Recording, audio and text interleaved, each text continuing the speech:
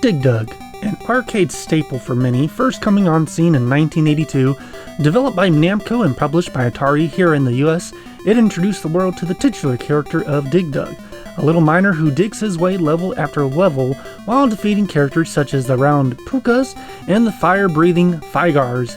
He does so by inflating them with a little air pump until they explode. It ended up becoming a big success for both companies and would eventually be ported to many consoles and handhelds to this day. But today I'm going to talk about the underrated sequels in the Dig Dug series. That's right, plural. You see, even though the main game is pretty well known, I doubt many know of its sequels, 4 in total, spanning from 1985 to 2005. Their titles being Dig Dug 2, Dig Dug Arrangement, Dig Dug Deeper, and Dig Dug Digging Strike.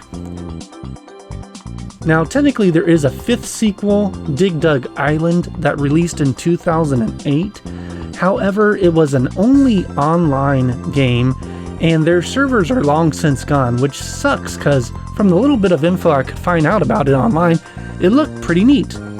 With that, on to the main sequels. Dig Dug 2 released in arcades in 1985, just 3 years after the original game. It immensely changed up the gameplay style from the first, as with the first game was seeing Dig Dug from the side. Instead, Dig Dug 2 went for an overhead view. You can still defeat enemies using an air pump, but now you also had a jackhammer, which allowed you to chip away at the earth, eventually causing large pieces to fall away into the ocean.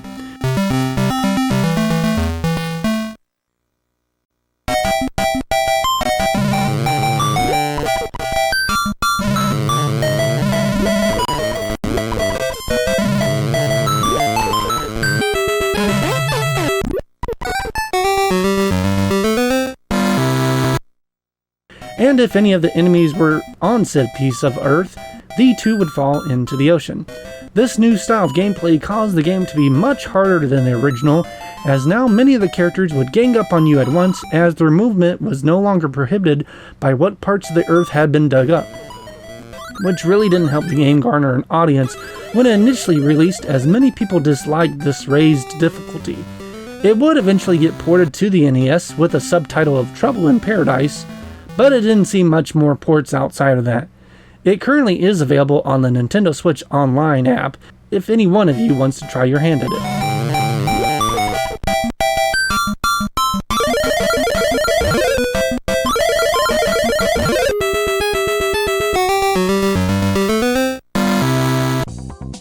It would be over a decade before Dig Dug would have another attempt to shine. In 1996, his chance came once more with Dig Dug Arrangement, another arcade game, this time bringing back the side view design that people loved from the first game. It showed off a much better array of graphics, going for a more 16-bit design. It would also introduce new enemies, robots named Jammers, and unicorn-like creatures called Uniducks. There was also power-ups that could allow for Dig Dug to move quicker, blow up enemies faster, or eliminate enemies if they were all in a path. We would also get bosses, basically just bigger versions of the main enemies that you'd have to defeat before moving on to the next set of levels.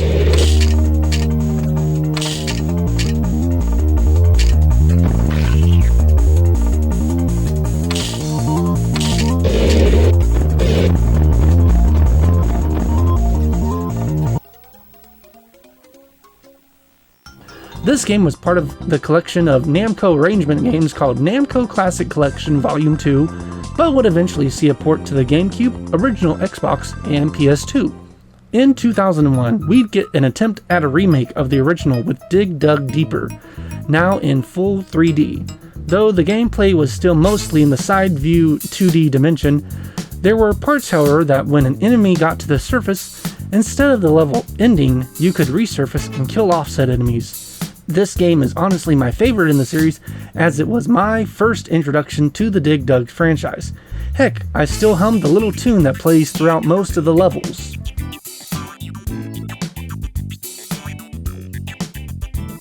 Because this is a remake of the first game, that means none of the updates from Dig Dug Arrangement came over, such as Jammers or Uniducks. We would still get some power-ups, with my favorite being the heat-seeking hose pump that would search the whole level for enemies, as long as they weren't blocked in by dirt, and lock on to them, allowing you to kill them from a safe distance.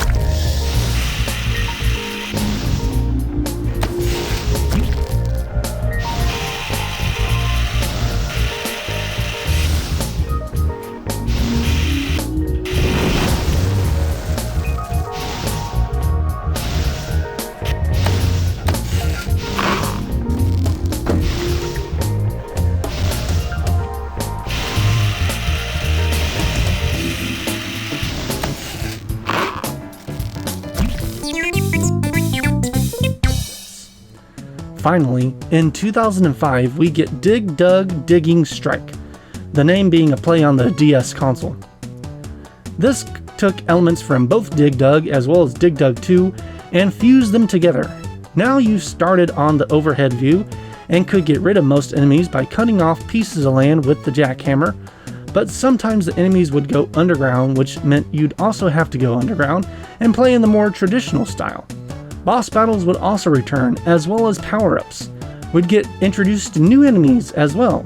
But with all of that, it still got mediocre reviews, with many of the reviewers at the time citing everything from difficult controls due to the mixture of the two gameplay styles, to dull gameplay and graphics compared to other DS games releasing around that year. And that would be the last we see of Dig Dug. The costume and character do occasionally make small guest appearances from time to time, but no news of anything on the horizon as of the recording of this video. I think though that there's a well of untapped potential for Dig Dug. It just seems like the creators haven't dug deep enough. Honestly though, all of these games deserve a second chance, and I highly recommend checking out all of them.